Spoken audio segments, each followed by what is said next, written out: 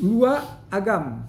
Biasanya pengertian lua di Minangkabau lanjutan duo. Lua agam. Lua agam merupakan lua yang kedua sesudah tanah datar. Lua agam berasal dari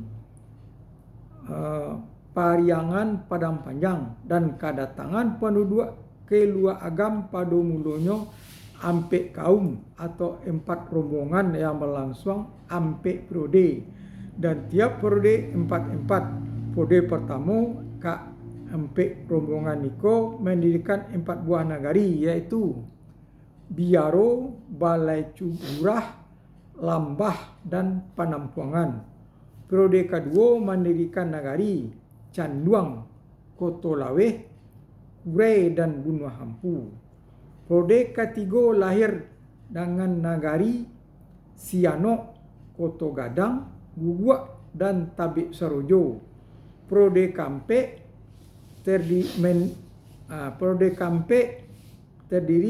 mendirikan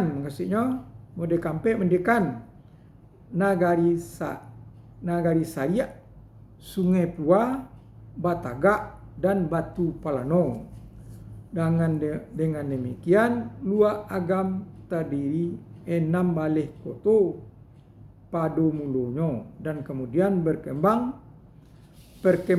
berkembangan nagari-nagari lainnya seperti Kapau, Gadui, Salo, Koto Baru, Magek, Tilatang Kamang, Tabik Panjang, Pincuran Putih, Koto Tinggi, Simarasok, dan Padang Tarap.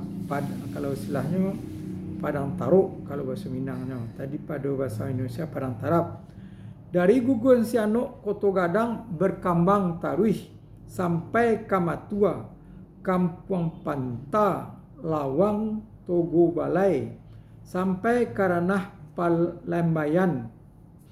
Perkembangan iko bertemu dengan datang dari Kamang dan tujuh Lurah Koto Rantang. Perpindahan selanjutnya telah melahirkan nagari kumpulan Ganggo, Kinali, Sundata, Lubuk Basuang, Batu Kambiang, Katiagan, Sasak, dan Tiku. Dari matua perkembangan selanjutnya Kamaninjau, Muko-Muko, Dobaleh Koto, Sungai Garinggiang, Gasan, Tiku, Lawi, dan Sadidih melalui Malala, Sigiran, Cimpago, Ulu Banda, dan seterusnya menjadi 5 koto kampung dalam, Piaman, Sabatang Panjang, dan 3 koto Malai. Dari Malala berkembang juga ke Sungai Batang, Sigiran, Tanjung Sani melalui Batu Anjuang. Perpindahan dan perkembangan dari Tiku Pariaman akhirnya bertemu dengan perpindahan dari Jauh, Tambangan, dan Bungo Tanjuang dari luar tanah datar dan melahirkan Padang 8 suku. Padang 8 suku itu terdiri dari Pasia, Ulak Karang, Ranah Binuang, Palinggam, Subarang Gantiang, Parak Gadang, Ayah Cama, Alang Laweh, Balai Tampuruang. Dari daerah Kubuang, 3 balih bertemu dengan perpindahan dari Tiku Pariaman ke Padang Salapan koto, akhirnya melahirkan nagari Lubuk Kilangan, Tarantang, Baringin, Bandabue, Limomani, dan Sapuluah. Nagari yang termasuk nan Sapuluah,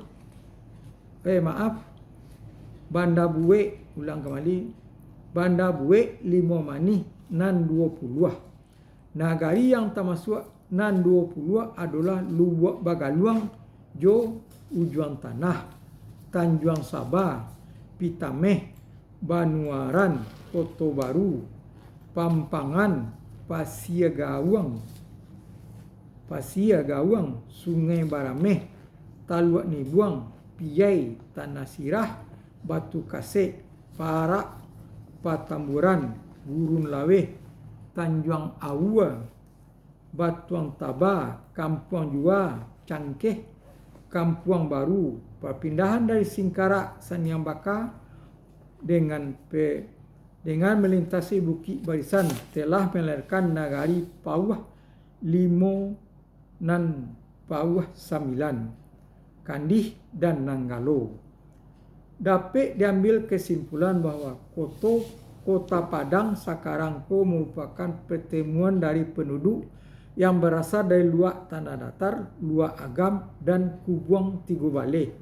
Secara historis tepat sekali Kota Padang, ibu kota Provinsi Sumatera Barat, bila dikaitkan wilayah adat Minangkabau karena sebagian besar wilayah adat berkaitan dengan Bandar Padang tersebut.